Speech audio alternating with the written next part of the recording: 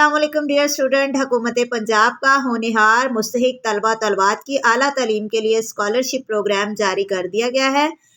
جس میں انٹرمیڈیٹ اور گریجویشن کے جو اسٹوڈنٹس ہیں وہ اسکالرشپ کے لیے اپلائی کر سکتے ہیں۔ اگر آپ نے میٹرک یا انٹر کا امتحان اس سال یعنی 2023 میں پاس کر لیا ہے اور آپ کا تعلق درج ذیل کسی ایک کیٹیگری سے ہے تو آپ اسپیشل کوٹا تعلیمی اسکالرشپ کے لیے درخواست دے سکتے ہیں،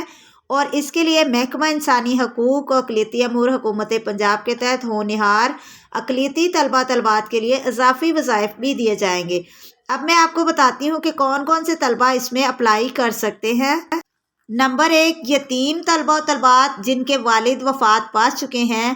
اور وہ جو ہے وہ یونین کونسل کا جاری کردہ ڈیتھ سرٹیفکیٹ بھی ساتھ لگائیں گے اور وہ اپلائی کر سکتے ہیں۔ نمبر 2 ہے گریڈ 1 سے 4 تک کے سرکاری ملازمین کے بچے، یعنی ایسے سرکاری ملازمین جو گریڈ 1 سے 4 کی ملازمت کر رہے ہیں وہ اپنی پے سلپ ساتھ لگائیں گے اور ان کے بچے بھی اپلائی کر سکتے ہیں۔ گریڈ 1 سے 4 کے ایسے سرکاری ملازمین جو ریٹائرڈ ہو چکے ہیں ان کے بچے بھی اپلائی کر سکتے ہیں، لیکن وہ ساتھ میں پینشن کاپی ساتھ لگائیں گے اپنے والدین کی۔ نمبر 3 ہے اقلیتی مذاہب سے تعلق رکھنے والے طلبہ طالبات، یعنی ایسے طلبہ طالبات جو مسلم کمیونٹی کے مسلمز کے علاوہ جو باقی کمیونٹیز ہیں، کرسچن، ہندوز وغیرہ، باقی جو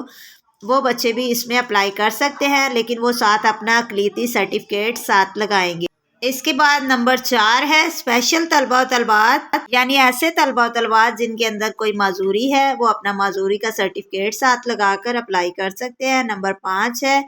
دہشت گردانہ حملوں میں شہید ہونے والے سویلین کے بچے، یعنی ایسے لوگ جو دہشت گرد حملوں میں شہید ہو چکے ہیں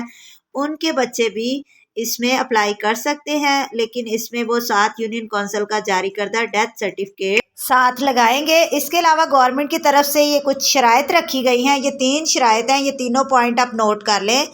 نمبر 1 ہے کہ board of intermediate secondary education یا federal board of intermediate secondary education, یعنی آپ نے بورڈ کا ایگزام پاس کیا ہو، میٹرک یا ایف اے کا، تو آپ اس میں اپلائی کر سکتے ہیں۔ اور دوسری بات کہ آپ نے کم از کم اس میں 60% نمبر حاصل کیے ہوں۔ یہ بات بھی نوٹ کر لیں کہ صرف صوبہ پنجاب کے جو طلبہ طالبات ہیں وہ اس میں اپلائی کر سکتے ہیں۔ اس کے بعد دوسری شرط یہ ہے کہ سال 2023 کے ایسے اسٹوڈنٹس جنہوں نے بطور ریگولر امیدوار امتحان پاس کیا ہو، یعنی پرائیویٹ جو طلبہ پیپر دیتے ہیں وہ اس میں اپلائی نہیں کر سکتے۔